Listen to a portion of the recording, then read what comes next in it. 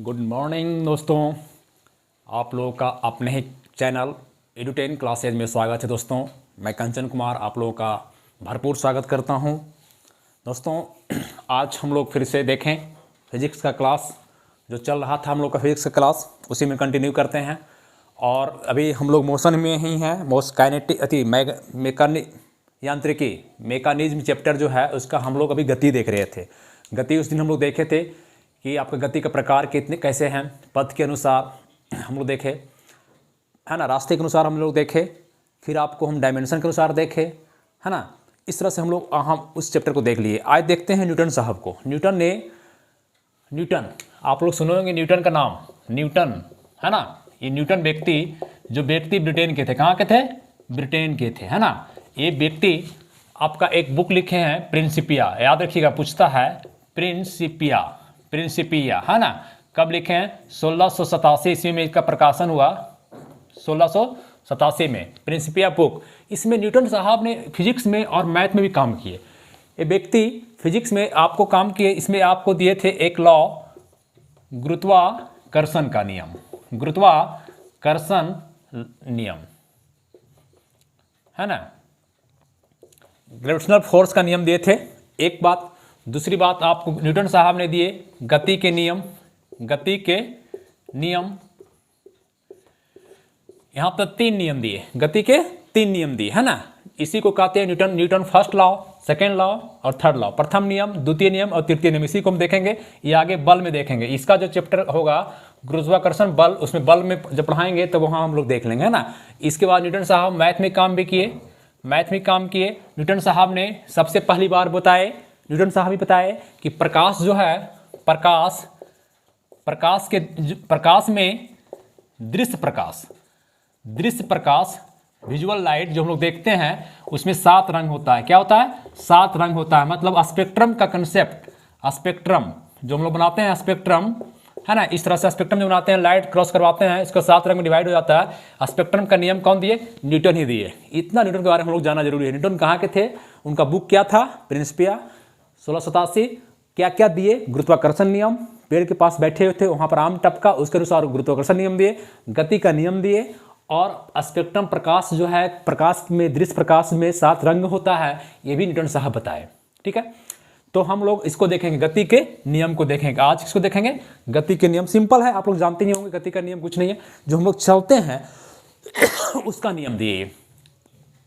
गति मतलब motion, rest का नहीं, गति और रेस्ट दोनों का। तो न्यूटन साहब 3, पहले समझिए आप लोग, न्यूटन साहब 3 लॉ दिए। क्या दिए? 3 नियम दिए। गति का प्रथम नियम, द्वितीय नियम और तृतीय नियम। प्रथम, द्वितीय, तृतीय। क्वेश्चन करेगा आपसे, सीधे से क्वेश्चन करेगा वहां पे कि प्रथम नियम न्यूटन का, अब मिटा देते हैं इसको, गति का नियम रखते हैं सिर्फ। ठीक है, आइए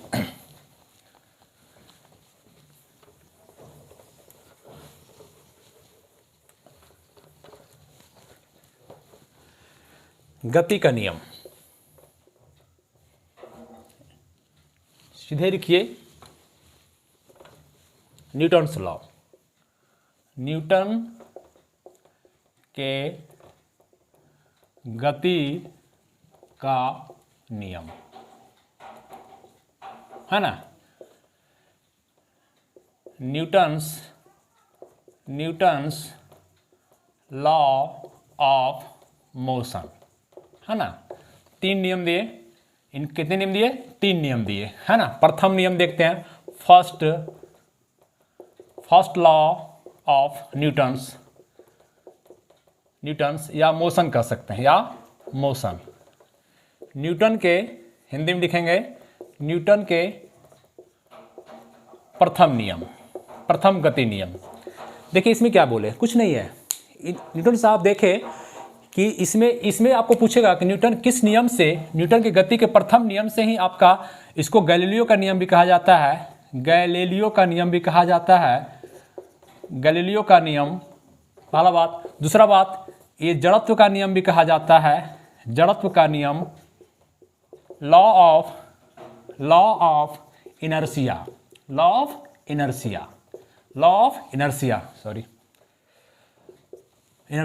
ठीक है। इसी से न्यूटन के प्रथम नियम से क्वेश्चन करता है कि बल की परिभाषा किससे मिलती है, बल की परिभाषा किससे मिलती है। बल की परिभाषा किससे मिलती है? तीन ही बात याद रखना है। न्यूटन के नियम, प्रथम नियम को ही पूछेगा क्वेश्चन, किस नियम को गैलीलियो का नियम कहा जाता है? तो प्रथम नियम को कहा जाता है। जड़त्व का नियम किसे कहा जाता है? लॉ ऑफ इनर्शिया कहा जाता है, प्रथम नियम को कहा जाता है। बल की परिभाषा 12 पूछता है, बल की परिभाषा किस नियम से? प्रथम से, द्वितीय से, तृतीय से, प्रथम नियम से। अब कहिएगा सर जड़त्व का नियम क्या है? गैलीलियो साहब का नियम जो था बताया था आपको, ध्यान दीजिएगा, V = U + 80, V = U + 80, S = T + ½ e² पिछला क्लास में देख लीजिएगा। तो गैलीलियो साहब का जो नियम दिया हुआ था ये मैच कर रहा था इनके, ठीक है, इसीलिए गैलीलियो का नियम इसको कहा जाता है। पर दूसरी बात, जड़त्व का क्या है? व्हाट इज जड़त्व? जड़त्व अगर समझ गए आप तो बात समझ गए। जड़ समझते हैं ना? जड़ मतलब पेड़ का जड़ ही मान लीजिए। जड़ मतलब अगर कोई व्यक्ति, जैसे देखिए हम पढ़ा रहे हैं तो अभी पढ़ाना ही रहना चाहेंगे, अभी हम क्या चाहेंगे कि पढ़ाते ही रहें, मजा आ रहा है हमको, है ना। कोई आदमी सोया हुआ कंबल में तो उसको लगेगा सोया ही रहें।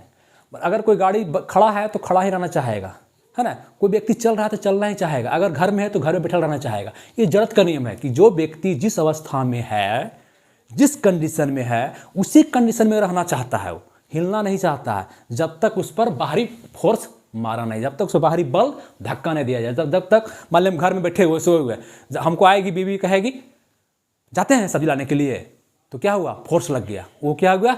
हम पर बल आया, हम निकले कंबल से, चल दिए। तो जड़त्व का नियम ही है कि जब तक कोई बाहरी फोर्स लगा रह जाए, मान लें कि ये हम पेन है, बोर्ड है, इस पर ये ऐसे ही रहना चाहेगा, जब तक इसको हम धकेलेंगे नहीं तब तक हिलेगा नहीं, है ना। तो बल यही जड़त्व का नियम है कि जो वस्तु, व्यक्ति, मशीन, कुछ भी जिस अवस्था में है उसी अवस्था में रहना चाहता है जब तक उस पर बाहरी बल नहीं लगाया जाए, जब तक उसको धक्का नहीं दिया जाए। इसका मतलब बल की परिभाषा निकल गया, जड़त्व के नियम से बल की परिभाषा निकल गया ना, जब तक बल नहीं लगाया जाए। अभी बल क्या है आगे बताएंगे, बल की क्या है। अब हो गया बल किसे कहते हैं, अब परिभाषा निकल गया यहाँ से। बल उस बाहरी फोर्स को कहते हैं जो किसी वस्तु के माने बोर्ड के वस्तु के अवस्था को परिवर्तन कर दे, धक्का मारने से उसके स्थान को चेंज कर दे, उसको बल कहते हैं। बल क्या है? जो किसी वस्तु के अवस्था, स्थिति में परिवर्तन ला दे, उसको बल कहते हैं। 3 बातें, कोई दिक्कत यहाँ पर नहीं ना? गैलीलियो साहब कैसे हुआ पता चल गया। जड़त्व क्या है? जो कंडीशन में रहना चाहता है, जिस अवस्था में, उसी अवस्था में रहना चाहता है। और इसी के आपको बहुत तरह का उदाहरण पूछेगा एग्जाम में दोस्तों। जैसे मान लें कि आप बस में खड़ा गाड़ी है, बस खड़ा है, ये बार पूछता है कि बस जो है आपका खड़ा है तो उसमें बैठा व्यक्ति भी रेस्ट में है, जड़त्व का नियम कह रहा है बैठा है, बस एकाएक स्टार्ट कर दे ड्राइवर, तो आप आगे झुकेंगे कि पीछे? सो बताइए आप, ध्यान दीजिएगा। बस खड़ा है तो आप भी बैठे हो उसमें, बस स्थिर है, बैठा हो। जड़त्व का नियम क्या कहता है? जब बस चालू नहीं है, आदमी स्थिर है तो स्थिर ही रहना चाहता है, ठीक है, जब तक बाहरी फोर्स लगा रह जाए। उसमें ड्राइवर क्या किया? बल लगाया और गाड़ी को बढ़ा दिया। तो आप क्या चाहिएगा? आप तो चाहिएगा स्थिर रहें, लेकिन गाड़ी बढ़ा दिया, तो अब क्या होगा आपके साथ? आप आगे झुकेंगे पीछे? कहाँ झुकेंगे? पीछे झुकेंगे। कहाँ झुकेंगे? पीछे झुकेंगे। क्यों? कि आप चाह रहे हैं कि हम रेस्ट में रहें, लेकिन आपका पैर का निचला भाग जो है वो रेस्ट मोशन में आ गया। तो ये क्वेश्चन 12 पूछता है जड़त्व में। कहेगा कि अगर गाड़ी तेज स्पीड से चल रही है और ड्राइवर ने एकाएक ब्रेक ले लिया तो आप पीछे भागेंगे कि आगे मुड़ेंगे? तो भैया आप गाड़ी चल रहा है स्पीड से तो आप भी मोशन में हैं, गाड़ी भी स्पीड में चल रहा है। जड़त्व का नियम क्या कहता है कि जो गति में है तो गति में रहना चाहेगा। तो आप चल रहे हैं तो गाड़ी भी गति में चल रहा है, आप भी चल रहे हैं गति में, दोनों मोशन में है। एक ब्रेक मार दिया तो आप क्या चाहिएगा कि हम मोशन में ही रहें? आप मोशन में रहना चाहिएगा, वो मार दिया ब्रेक, तो आप कहाँ झुकेंगे? आगे पीछे? आगे झुक जाएंगे। कहाँ झुक जाएंगे? क्योंकि आप मोशन बनाना चाह रहे हैं तो आप आगे झुक जाएंगे। यही आपको परिभाषा देता है ना। आप मान लीजिए, देखिए कांच का गिलास है, कोई कांच का खिड़की है और एक गोली मारिए तेज से, तो सिर्फ खाली कांच जहाँ गोली मारेंगे वहीं छेद होगा। बाकी जो है जड़त्व का नियम कहता है कि बाकी जो था स्थिर रहना चाहा, जहाँ पर लगा गोली तेज से वो सिर्फ खाली मोशन में आ गया, वो छेद हो गया। लेकिन रोड़ा से अगर मारेंगे तो सारा शीशा झड़ जाएगा। ये जड़त्व के नियम के कारण ही होता है।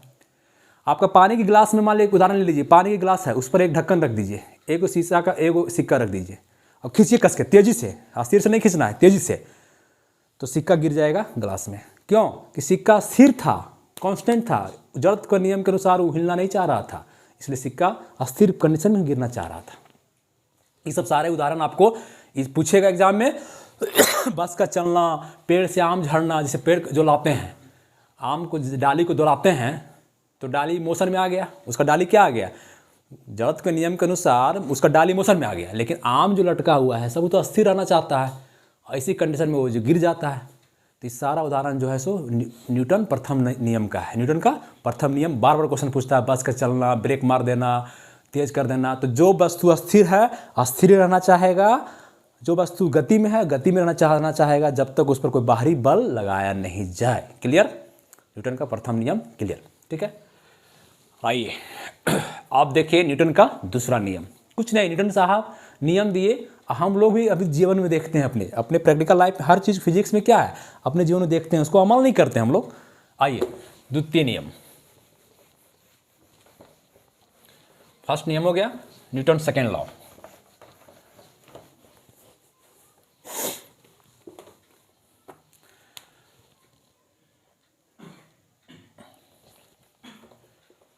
न्यूटन के द्वितीय नियम, दूसरा नियम या सेकेंड लॉ ऑफ न्यूटन्स, ठीक है। न्यूटन्स ये क्या कहता है, बराबर पूछेगा कि बताइए कि बल का परिभाषा प्रथम नियम से, बल की परिभाषा प्रथम नियम से निकाले थे अभी। बल का व्यंजक, बल का व्यंजक किस नियम से निकलता है, तो दूसरे नियम से। बल का व्यंजक दूसरे नियम से निकलता है। ये बात आप हमेशा रखिए। बल का व्यंजक क्या है सर, तो F बराबर ma। F क्या हो गया, फोर्स। F क्या हो गया, फोर्स। बल बराबर m क्या है, मास गुने एक्सलेरेशन, ACCELERATION, एक्सलेरेशन। तो मास क्या हो गया, द्रव्यमान गुने त्वरण, ठीक है। बल बराबर क्या हो गया, द्रव्यमान गुने त्वरण। ये कहाँ से निकला, बल का व्यंजक कहाँ से निकला, न्यूटन लॉ से। किससे निकला, न्यूटन के दूसरे नियम से निकला। ये तो हम डायरेक्ट बता दिया आपको, लेकिन कैसे आप समझेंगे, कैसे निकलेगा। न्यूटन का दूसरे नियम कहता है, दो तरह से इसको निकाल सकते हैं हम लोग। इस व्यंजक को निकालना है, निकालने के लिए जानिए आप, पहला बात जान लीजिए कि बल का व्यंजक किससे निकलता है, न्यूटन के दूसरे नियम से। न्यूटन के दूसरे नियम से व्यंजक क्या है, F बराबर ma। F बराबर ma। F क्या है, फोर्स। m क्या है, मास, एक्सलेरेशन। निकलता कैसे है, न्यूटन साहब कहते थे कि संवेग, अब देखिए संवेग सब समझना जरूरी है आपको। हम बोल दिए संवेग क्या है, संवेग मतलब मोमेंटम। इसका सिंबल होता है P। मोमेंटम बराबर होता है mv,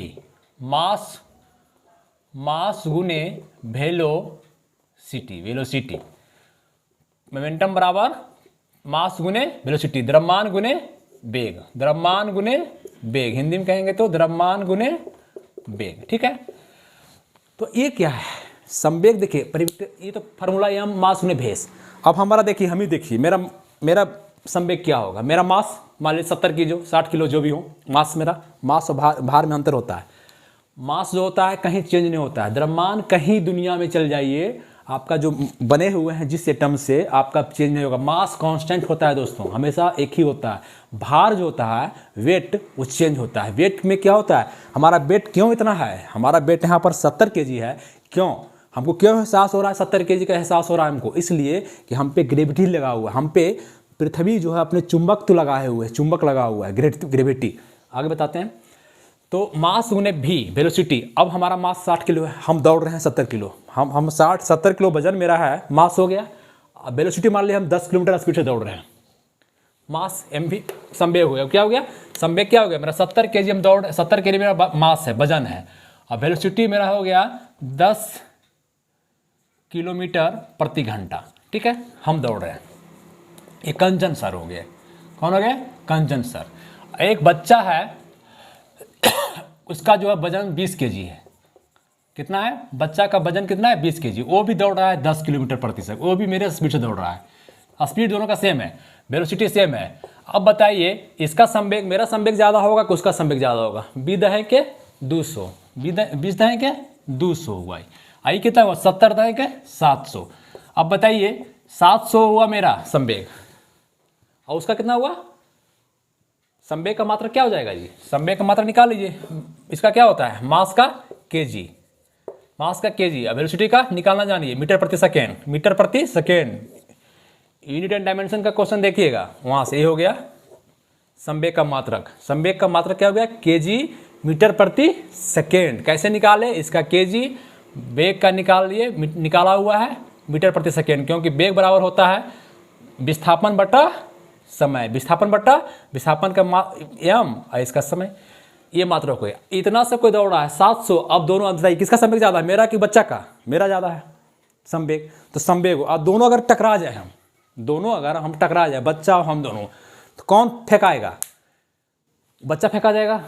700 केजी, 700 केजी नहीं बोली, 700 केजी मीटर प्रति सेकेंड स्क्वायर ई दौड़ रहा है, हम दौड़ रहे हैं कंजन सर, और 200 बच्चा को दौड़ रहा है, और दोनों टकरा जाए तो बच्चा फेंका जाएगा।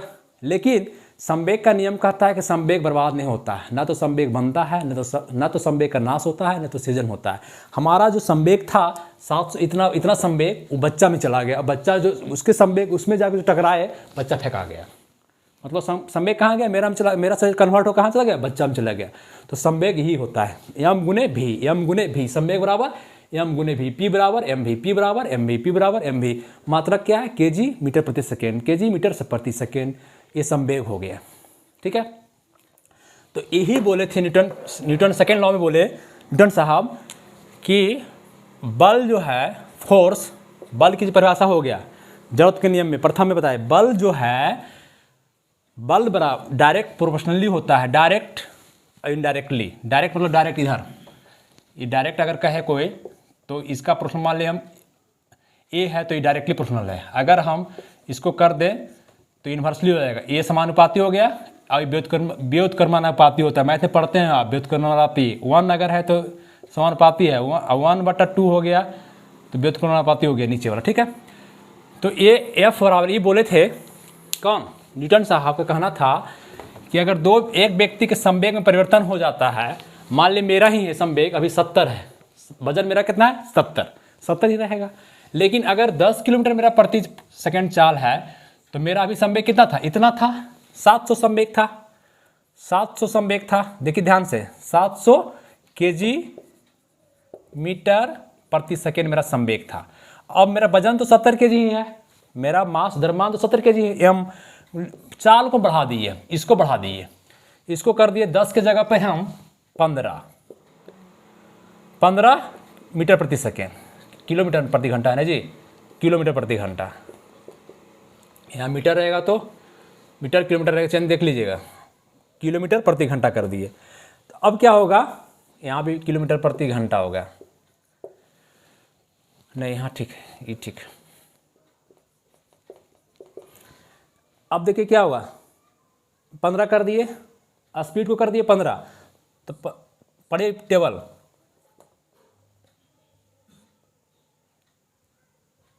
एक 105 हो जाएगा, गुना कीजिए 105 इतना 1050 केजी किलोमीटर पर आवर।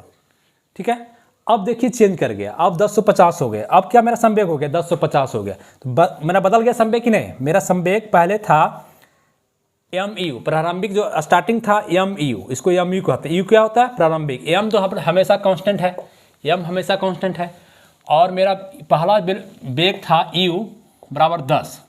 अब हमारा जो लास्ट में बढ़ाए अपना हम स्पीड को, संवेग को, दौड़ने समय भागने समय कहीं बढ़ाए तो भी हो गया, वो क्या हो गया फाइनल, पहले पढ़ा चुके हैं भी बराबर यू प्लस 80 में भी बराबर हो गया आपका फाइनल वेलोसिटी इसको कहते हैं, ये हो गया 15। तो चेंज हो गया कि नहीं, ये मेरा वेलोसिटी चेंज हो गया ना, 15 10 5 किलोमीटर। तो यही बोले थे न्यूटन साहब सेकेंड लॉ में कि मोमेंटम का चेंज में फोर्स जो है, बल फोर्स डायरेक्टली प्रोपोर्शनल टू है संवेग में परिवर्तन की दर, संवेग में परिवर्तन की दर। देखिए संवेग में परिवर्तन कैसे हुआ उधर बताया अभी हम आपने, तो फोर्स बराबर बोले थे डायरेक्टली संवेग में परिवर्तन की दर, संवेग परिवर्तन क्या हुआ, एम हो गया भी फाइनल वाला, पहला था मेरा क्या संवेग, एम यू, फाइनल क्या हो गया एम भी। एम तो कांस्टेंट था मेरा 70 kg, यहाँ भी 70, पहला बेग क्या था 10, अब मेरा ये क्या 70 ही रह गया। फाइनल बेग कितना मेरा कर दिए हम 15 बढ़ा दिए, तो यही चेंजिंग हुआ, बड़ा में से छोटा घटाएंगे। इसका मतलब है एम भी माइनस एम यू, कोई समय लगा होगा, इन समय में चेंज करता है कोई भी संवेग। तो इनका कहना था न्यूटन का कि फोर्स जो है संवेग में परिवर्तन की दर का समानुपाती होता है। बल जो है, बल संवेग में परिवर्तन की दर के समानुपाती होता है। निकाल दिए एम भी माइनस एम यू बटा टी। अब फोर्स बराबर लिखेंगे, बराबर कर देंगे तो के आ जाएगा, दोनों निकाल लीजिए कॉमन, क्यों मास कॉमन है, 70 kg है, तो निकाल लीजिए कॉमन, भी हो गया माइनस यू हो गया बटा टी हो गया। ठीक है, अब आइए फिर नीचे और लिखिए एफ बराबर के एम भी माइनस यू, याद कीजिएगा एक्सलेशन बराबर बताए थे हम, ए बराबर भी माइनस यू बटा टी। तुरंत क्या होता है, तुरंत बता चुके हैं आपको कि final velocity minus initial velocity, अंतिम वेग माइनस, जिससे निकाले थे हम v बराबर यू प्लस ए टी निकाले थे फार्मूला, ठीक ना, इसी से निकाले थे। तो ये हम जान रहे हैं कि a बराबर होता है v माइनस यू बटा टी, यहाँ मान पुट कर देंगे v माइनस यू बटा टी, निकल गया। f बराबर, ये कांस्टेंट है इसलिए f बराबर m में लिख सकते हैं, क्या लिख सकते हैं, f बराबर m में। यही न्यूटन का सेकेंड लॉ जो हम बताए थे आपको, निकालने का तरीका आपका जान गए, निकाल लीजिएगा। यही आपका न्यूटन का सेकेंड लॉ का बस यही है, ठीक है। और दूसरी बात, स्क्रीनशॉट ले चलिए, स्क्रीनशॉट लीजिए। अगर ई फोर्स किसी पर पृथ्वी लगाएगा, तो पृथ्वी लगाए तो एफ बराबर तो एम ए आप जान ही रहे हैं, लेकिन जैसे ही पृथ्वी लगाएगा तो उसको, उस बल को कहते हैं गुरुत्वीय बल। क्या करते हैं, गुरुत्वीय, गुरुत्व जो ग्रेविटी सिर्फ पृथ्वी में है, यहाँ पर इसमें हम रह रहे हैं पृथ्वी पर, तो गुरुत्वीय बल कहते हैं। क्या कहते हैं उसको, यही बल जो है फोर्स, गुरुत्वीय बल बराबर क्या हो जाएगा, एम तो सेम रहेगा मेरा मास, ये ए जो हो जाएगा जी हो जाएगा, क्या हो जाएगा ए जी। इसका मतलब है गुरुत्वीय बल डब्लू बोलते हैं, इसका सिंबल क्या है डब्लू, डब्लू बराबर एम जी, डब्लू बराबर एम जी, इसको आप याद रखेंगे, डब्लू बराबर एम जी, है ना। अगर ए भी एक रहे डब्लू, ये फॉर्मूला याद रखिएगा, और जी कितना होता है, जी का मान याद कर जाएंगे 9.8, 9.8 त्वरण है इसलिए मीटर प्रति सेकेंड स्क्वायर, मीटर प्रति सेकेंड हो। जी का मान क्या याद रखेंगे, लगभग 10, लगभग 10, 9.8 मीटर प्रति सेकेंड स्क्वायर। जी क्या है, त्वरण है, ग्रेविटी है, क्या है जी, क्या है ग्रेविटी है, किसका, पृथ्वी का, इसलिए जी को ए ही कहा जाता है, ए बराबर जी। इधर आएगा तो प्लस, कोई भी पृथ्वी तरफ खिंचाएगा तो प्लस, पृथ्वी से ऊपर को फेंकाएगा तो माइनस, देखेंगे आगे, ठीक है। ये आपका हो गया न्यूटन का सेकेंड लॉ, ठीक है, याद रहेगा।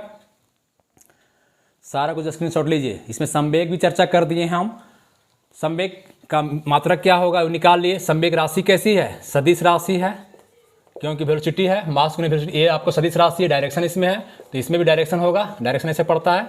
सदिश राशि कैसी राशि है, सदिश राशि है ना। और इसका मात्रक क्या हो गया, केजी मीटर प्रति सेकेंड हो गया मात्रक। संवेग क्या है पूरा समझा चुके हैं, संवेग एकदम समझ लीजिए। संवेग कुछ नहीं, जो हम लोग दौड़ते हैं, संवेग एम गुने भी, है ना। ये क्या बोले, न्यूटन का द्वितीय नियम बताए कि जो है सो बल जो है संवेग में परिवर्तन की दर के डायरेक्टली प्रोपोर्शनल माने समानुपाती होता है। समानुपाती का चिन्ह ही है, समानुपाती होता है। कैसे निकाले समझ गए, टोटल वीडियो देखिए, लीजिए। चलिए जल्दी से मिटाइए इसको, लीजिए स्क्रीनशॉट। तीसरा नियम पर आ जाएंगे हम, आइए।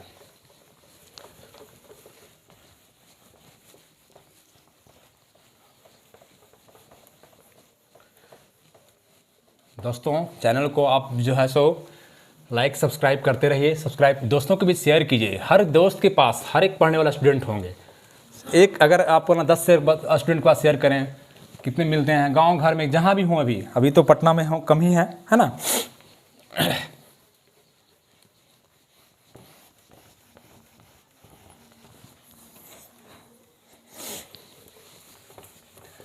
चलिए एक लॉ, थर्ड लॉ देख लेते हैं न्यूटन का।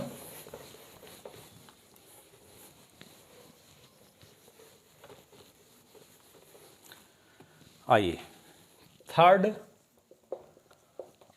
Law of Newton. न्यूटन जैसे लिखिए, नीचे ऐसे लिखिएगा, ऑफ लगा दिए तो न्यूटन, ऐसे भी कर सकते हैं, न्यूटन्स थर्ड लॉ। क्यों? जब आदमी होता है तो एपोस्ट्रोफ एस लगा हुआ है, इंग्लिश का मैटर है, एपोस्ट्रोफ एस लगता है। अगर वस्तु होता है तो ऑफ लगता है। तो अगर इसको ले आए लॉ को पहले तो ऑफ लगा दिए, थर्ड लॉ ऑफ न्यूटन। अगर न्यूटन साहब को ले आए पहले तो आदमी है तो ऑफ नहीं लेंगे, अपने पर एपोस्ट्रोफ लेंगे, नहीं होते हैं गर्ल्स हॉस्टल, बॉयज हॉस्टल, तो ये हो गया इंग्लिश का न्यूटन थर्ड लॉ। हिंदी में लिखेंगे न्यूटन का तृतीय नियम, तीसरा नियम। ठीक है। ये नियम क्या कहता है? बड़ा आसान है, जीवन में हम लोग समझते हैं, हमेशा डेली काम करते हैं। न्यूटन कहता है थर्ड लॉ में, न्यूटन का तीसरा नियम कहता है प्रत्येक क्रिया के बराबर, प्रत्येक क्रिया के बराबर, जितना क्रिया कर रहे हैं उसके बराबर विपरीत प्रतिक्रिया होता है, action to reaction, opposite side. इनका कहना था, न्यूटन साहब तीसरे नियम में बोले, न्यूटन साहब तीसरे नियम बोले प्रत्येक क्रिया माने काम, प्रत्येक क्रिया के बराबर एवं विपरीत प्रतिक्रिया होती है, विपरीत प्रतिक्रिया होती है। देखिए कितना आसान है, आप कहीं भी कुछ भी कीजिए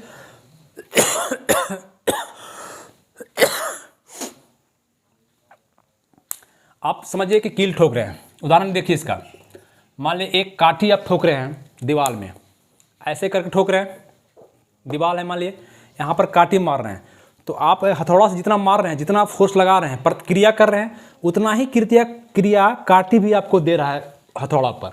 जितना हथौड़ा मार रहा है, इस पे मार रहे हैं, उतना कील भी माने काठी भी उतना दे रहा है, लेकिन काठी छोटा है इसीलिए उसका संवेग कम है, इसीलिए वो जो है प्रतिक्रिया कम दे रहा है और वो अंदर चला जा रहा है, बेचारा कमजोर है इसलिए अंदर चला जा रहा है। तो न्यूटन कह रहा है कि प्रत्येक क्रिया के बराबर एवं विपरीत प्रतिक्रिया होती है। एक उदाहरण। दूसरा उदाहरण आप देखिए जीवन में, मान लीजिए कि आप नाव खेल रहे हैं, नाव खेलने वाला देखे हैं, नाव वाला ऐसे खेलता है, पीछे करता है, नाव चलाने वाला जो चाकू होता है लंबा वाला चाकू, उसका चाकू को ऐसे इधर दबाएगा, इधर करेगा तो नाव आगे बढ़ेगा। माने जो क्रिया कर रहा है इधर कर रहा है, तो विपरीत प्रतिक्रिया उसको हो रहा है।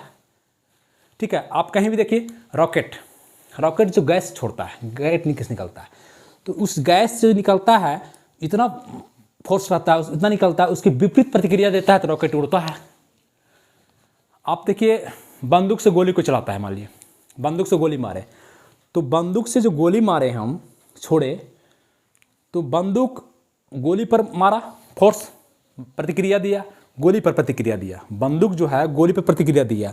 बंदूक भारी होता है, गोली छोटा होता है, गोली बंदूक मारा गोली को, अब गोली भी मारा बंदूक को, प्रत्येक क्रिया के बराबर विपरीत प्रतिक्रिया होता है, प्रत्येक क्रिया के बराबर विपरीत प्रतिक्रिया। क्रिया कर रहे हैं, गोली को मार रहा है, बंदूक छोड़ रहा है, तो गोली भी प्रतिक्रिया देगा विपरीत, है ना, इसीलिए झटका लगता है, इसीलिए झटका लगता है, पीछे झटका लगता है। इसलिए आप क्या करता है आदमी, गोली छोड़ने समय बाँह को ऐसे कब्जा कर लेता है, दबा लेता है बंदूक को, लंबा बंदूक रिवॉल्वर को क्या करता है, दबा लेता है ना, या ऐसे मांस को ऐसे कर लेगा, है ना। तो आपका प्रत्येक क्रिया के बराबर विपरीत प्रतिक्रिया होता है। जैसे आप कहीं भी देखिए, उदाहरण बहुत सारे दे सकते, जीवन में बहुत सारे उदाहरण आपके, कुआं से पानी खींच रहे हैं, तो पानी खींच रहे हैं, तो जितना आप क्रिया कर रहे हैं, पानी खींचने में जितना बल लगा रहे हैं, उतना बाल्टी भी आपके ऊपर लगा रहा है, बाल्टी भी आपके ऊपर लगा रहा है। आपका बाल्टी का वजन कम है इसलिए खींचा जाता है। क्रिया के विपरीत प्रतिक्रिया, जितना आप बाल्टी पे बल लगा के खींच रहे हैं, उतना बाल्टी भी आपको लगा रहा है। सपोज दैट बाल्टी टूट जाए तो आप पीछे फेंका जाते हैं, क्यों, विपरीत प्रतिक्रिया दिया वो, आप क्रिया के विपरीत प्रतिक्रिया दिया। ये न्यूटन का थर्ड लॉ है। ठीक है, ये सब चीज़ जाने दोस्तों। और इसी में आप एक आवेग को भी जान लें। न्यूटन का थर्ड लॉ खत्म हो गया, एग्जाम्पल सब जितना दिए हैं अभी, कील, नाव, कुआं से पानी खींचना, बंदूक से गोली छोड़ना, ये सारा जो है सो कहाँ आता है, न्यूटन थर्ड लॉ में। सारा न्यूटन पूछेगा क्वेश्चन आपसे कि बताइए बंदूक से गोली छोड़ना न्यूटन किस नियम का पालन करता है, फर्स्ट, प्रथम, द्वितीय, तृतीय, कहाँ मारेंगे। कुआं से पानी खींचना, अगर रस्सी टूट जाए तो किस नियम का पालन करता है है ना, नाव को चाकू चलाना किस नियम का पालन करता है? तो प्रत्येक क्रिया के बराबर एवं विपरीत प्रतिक्रिया होती है, ये ध्यान देंगे इसको। आवेग, एक होता है आवेग, इसको इंग्लिश में कहते हैं इम्पल्स। क्या कहते हैं?